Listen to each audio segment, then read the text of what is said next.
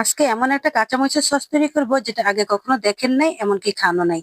আর এই কাঁচামরিচের সসটা কিন্তু সব জায়গায় কাজে লাগে, খেতে অনেক মজা হয়, এমনকি রুটি পরোটা দিয়েও খাওয়া যায়। সব দিকেই সুবিধা। এমন সুবিধাজনক ভিডিওটা না দেখলে একদমই মিস করবেন। আসসালামু আলাইকুম, কেমন আছেন সবাই? আশা করি ভালো আছেন।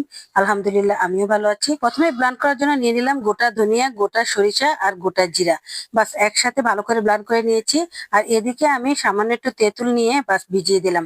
আর তেঁতুল থেকে তেঁতুলের কাঠটা বের করে নিচ্ছি। এখন হয়তো ভাবতে পারেন গোটা মরিচের আবার সস হয় নাকি। হ্যাঁ, এই সসটা কিন্তু অনেক মজা, খেতে অনেক ভালো লাগে। একদম টক টক ঝাল ঝাল, খুবই মজা, সাথে একটু মিষ্টি মিষ্টি ভাবও আছে। যাই হোক, তারপর আমি তেঁতুলের কাঠটা বের করে তার সাথে যে গুঁড়া মশলাটা করেছি সেটা মিশিয়ে দিয়েছি। আর এখন দিয়ে দিলাম এখানে একটু করে হলুদের গুঁড়ো, আর বেশি করে একটু মরিচের গুঁড়ো দিয়েছি।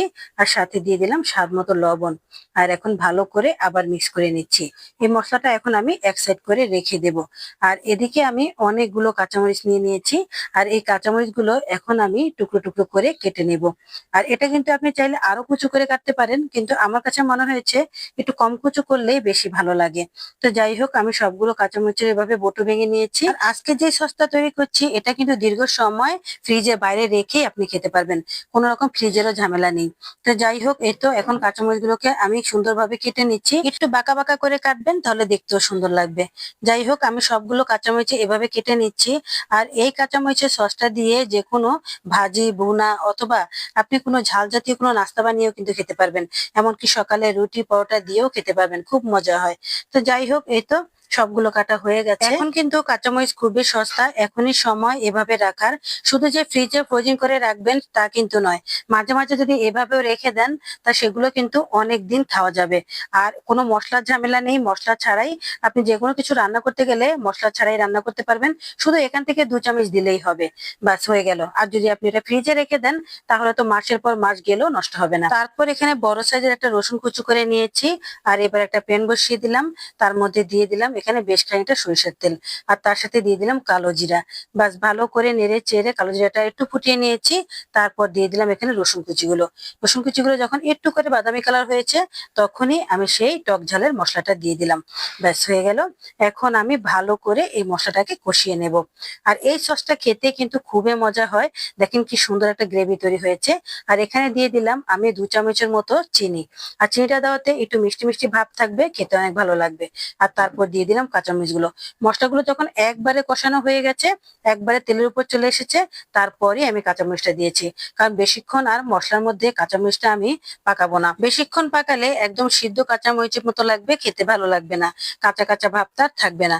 যাই হোক, এভাবে রাখলে কিন্তু কাঁচামরিচ আর নষ্ট হবে না, যেহেতু এটা মশলার সাথে ভালো করে মিশিয়ে ফেলেছি। এই সসটা কিন্তু ভাতের সাথে খেতে খুবই ভালো লাগে, আর খিচুড়ির সাথে এটার গুণ বলে শেষ করা যাবে না, এতটাই ভালো লাগে। এই তো তৈরি হয়ে গেছে এখন কাঁচামরিচের সস।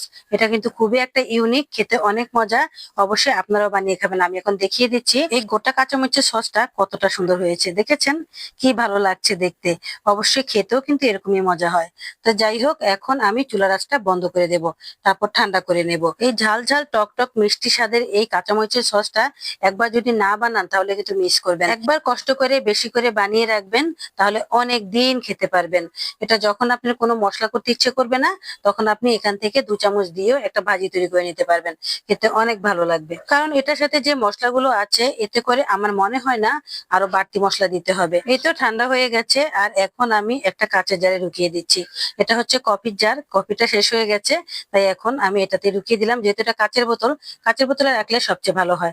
দেখেছেন কত সুন্দর হয়েছে দেখতে, মাশাআল্লাহ অনেক ভালো হয়েছে। গ্রানটা যে কি সুন্দর এসেছে, কি বলবো আসলে। যখন সকালবেলা রুটি পরোটা খাওয়ার জন্য কোনো কিছুই থাকে না, তখন এখান থেকে 2 চামচ নিয়ে আপনি রুটি পরোটা খেতে পারবেন।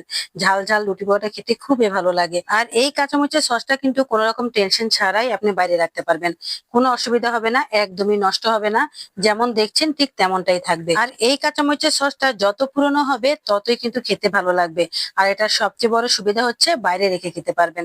যাই হোক, কেমন হয়েছে আমার এই গোটা কাঁচামরিচের সস অবশ্যই কমেন্ট করে বলবেন, সাথে একটা লাইক দিয়ে দিবেন। ভালো থাকবেন সবাই, আজ এ পর্যন্তই, আল্লাহ হাফেজ।